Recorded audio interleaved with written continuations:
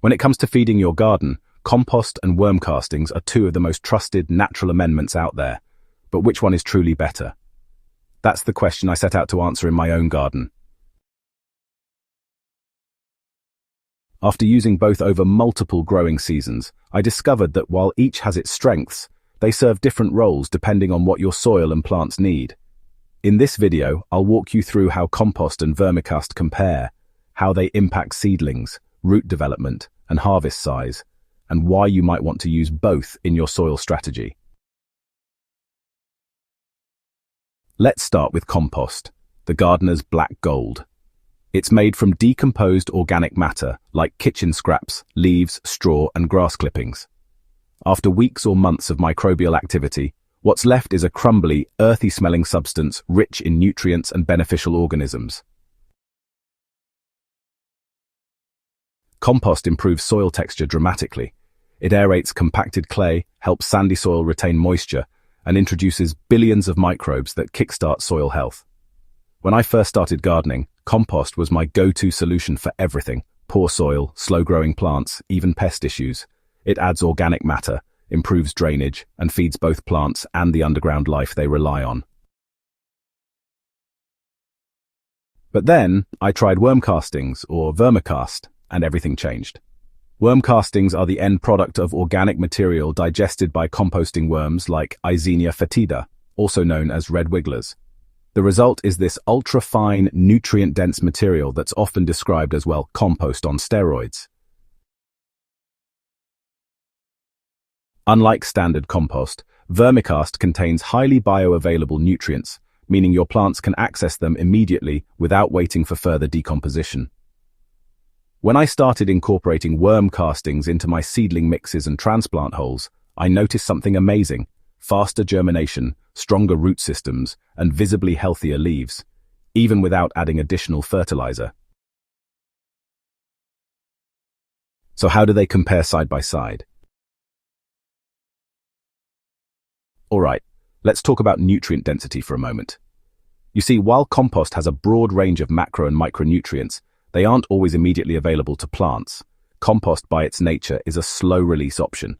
Now, worm castings, on the other hand, contain concentrated amounts of nitrogen, phosphorus, potassium, calcium, and magnesium, all in forms that plants can readily use.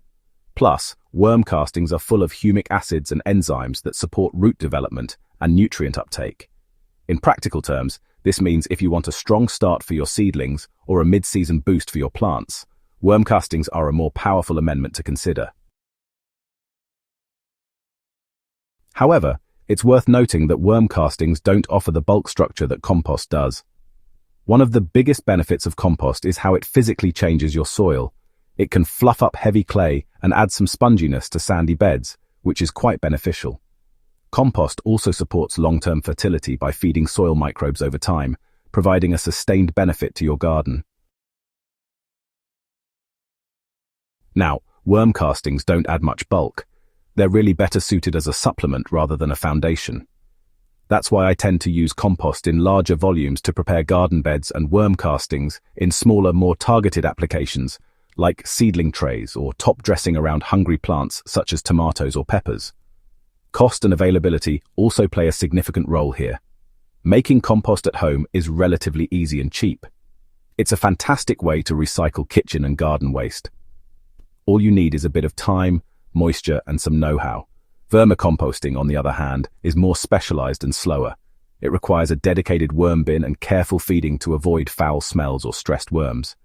And if you're buying amendments, worm castings are significantly more expensive per pound than bulk compost.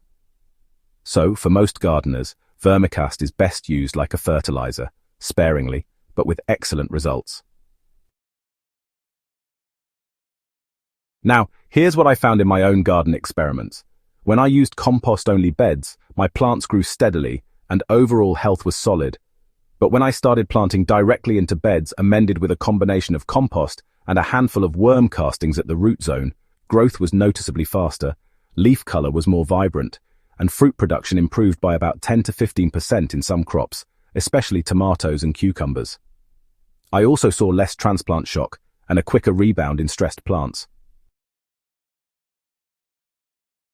So, which one wins? Well, the answer isn't just one or the other. It's really about knowing how and when to use each. Compost is essential for building healthy soil structure and long-term fertility. Worm castings, on the other hand, are best for giving your plants a turbo boost when they need it most. I kind of like to think of compost as the foundation and worm castings as the spark plug that fires up the engine. If you're just getting started, you should focus on making or sourcing high-quality compost. Then as you expand your garden, consider investing in a small worm bin, or maybe purchasing a few pounds of castings each season to use where it really counts. The two together create a powerful synergy that transforms tired soil into a thriving ecosystem. Let me know in the comments, have you tried using worm castings yet? Or do you rely mostly on compost? I'd really love to hear what's worked in your garden. And if you're curious about starting your own worm bin, stay tuned. I'll be sharing a simple beginner setup in an upcoming video. Until then, happy planting, and remember, it's not just what you grow, but how you feed the soil that grows it.